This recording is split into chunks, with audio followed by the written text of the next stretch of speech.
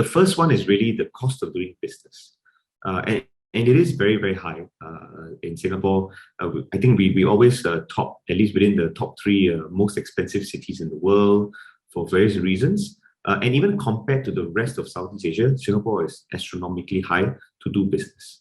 And I think that is could be one potential challenge and deterrence for founders wanting to build a local company.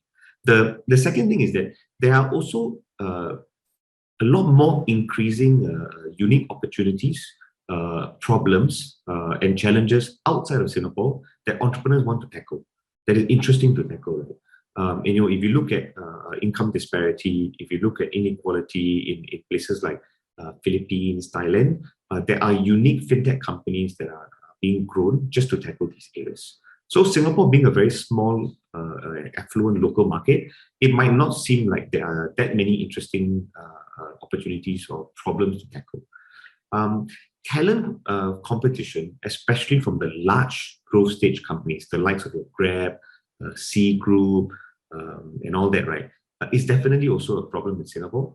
A lot of these organizations are rapidly scaling themselves. They have, very good packages that they can offer developers.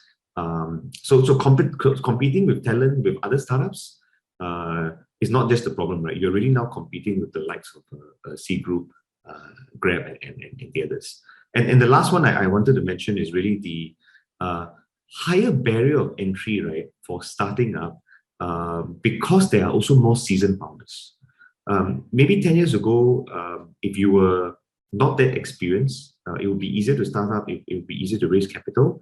But today, because starting up is quite a popular path for a lot of mid-career executives, the quality of founders have risen, and henceforth, right, the competition for capital, the competition for resources has also grown up.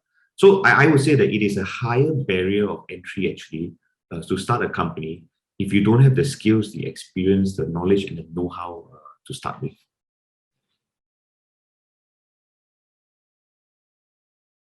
I think the cost of failure is definitely something people talk about a lot, but there's also a resurgence in younger people wanting to do something different, wanting to make an impact when it comes to things like sustainability, and also realizing that maybe money isn't all there is, right? I recently read about a young founder, 28-year-old lady who launched a company, and after leaving a very cushy $200,000 a year job, right? So I think that's becoming an increasing trend, especially among the younger people, that where they're realizing that they want to make a deeper impact on the world.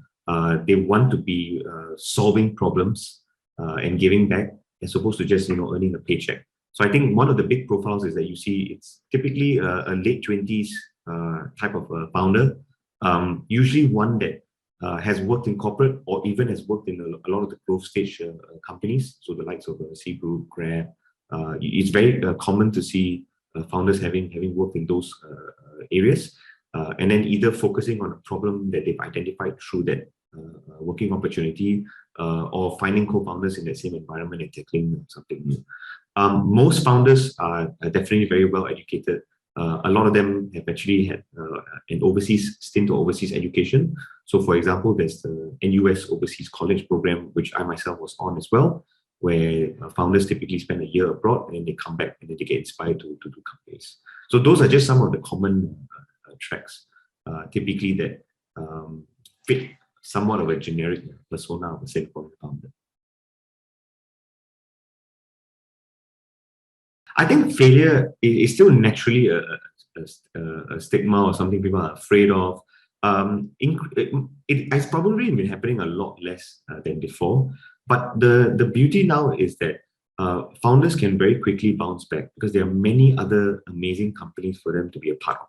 So I think one of the most common things that typically happen after a founder fails is for he or she to go join whether it's a growth stage company or another or even a larger corporate, right? Typically to maybe use it as a way to I've actually known of founders who use it as a way to earn money to pay back to some of the angels, who've done that, but also as a way for them to kind of like have a bit of breathing space and shift gears a bit from the cultural challenges of starting up into an environment where there's a bit more resources, there's a bit more flexibility, there's a bit more overall holisticness to the working experience. So I think the main thing people normally do is switch to joining back a startup. And in fact, more and more I'm seeing, right, after that happens, they do that for 2 to 3 years, sometimes a bit longer, but there's always that itch or or them identifying an opportunity to start another company happens a lot as well.